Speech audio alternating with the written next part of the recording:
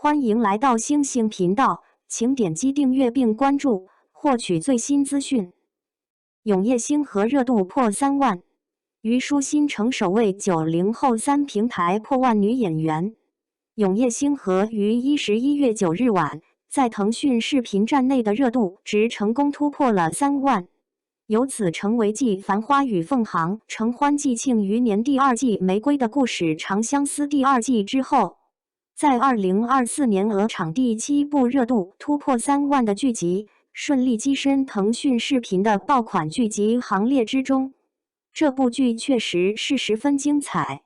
关键在于其剧情轻松有趣且颇具新意，看着既能让人感受到欢乐，又满是甜蜜的氛围。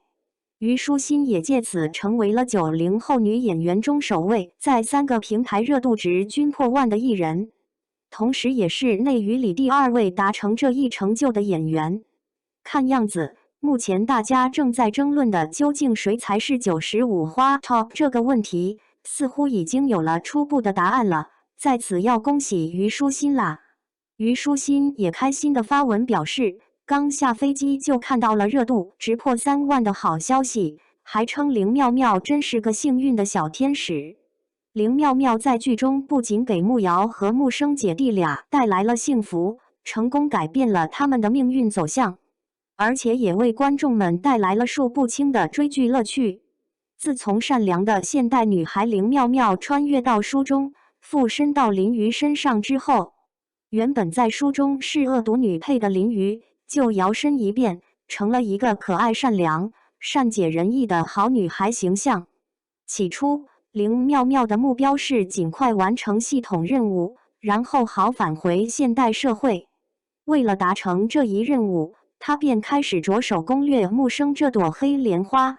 在完成任务以及攻略慕生的过程中，天性善良的妙妙却渐渐喜欢上了书中所描绘的这个世界。她格外珍惜在这个世界里与父亲之间的亲情，同时也十分珍视和慕瑶、慕生、柳福一等人的友情。他甚至还救下了一个不会伤人的小竹妖翠翠。正是因为有了妙妙的存在，这才有了竹林四侠这样一个团队，团队也由此有了团魂，具备了团结友爱的精神。慕瑶和柳福一这对捉妖侠侣，在妙妙的大力撮合之下，于流星雨降临之时，浪漫的亲吻在了一起，并且平日里寡言少语的柳福一也鼓足了勇气对慕瑶进行了告白，同时还坦白了是自己师父派他来接近慕瑶的真实目的。而林妙妙在攻略慕生的过程中，不知不觉间竟然真的喜欢上了慕生。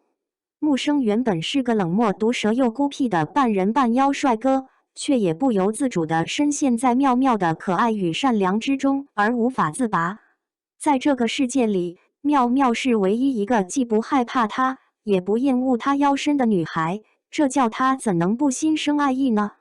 一直看着妙妙在剧中撒糖撒了整整17集，可谁能想到在第18集的时候，剧情居然开始虐起来了。虽说只是小虐，但还是让观众们有点难以接受呀。慕瑶和慕生姐弟俩原本一个与柳福一情投意合，一个和妙妙两情相悦，没成想在到达圣经之后，居然双双遭遇了桃花劫。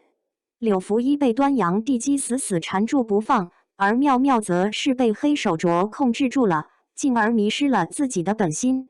误以为自己爱的是小侯爷，甚至还直接手拉手抛下了好友们，跟着小侯爷回府去了，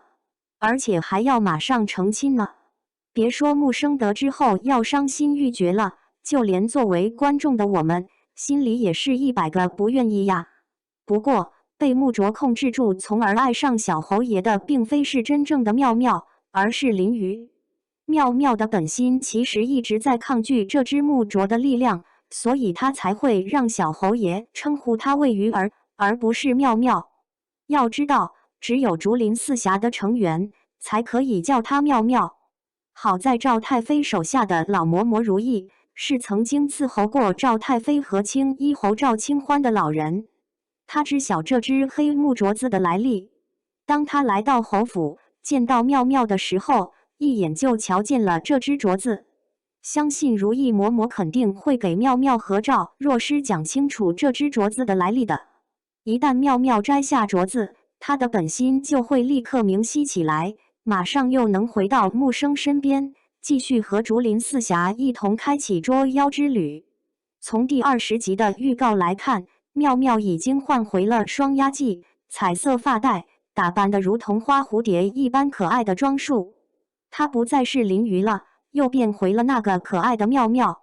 竹林四侠重新集结合体，即将一起去对抗大妖了。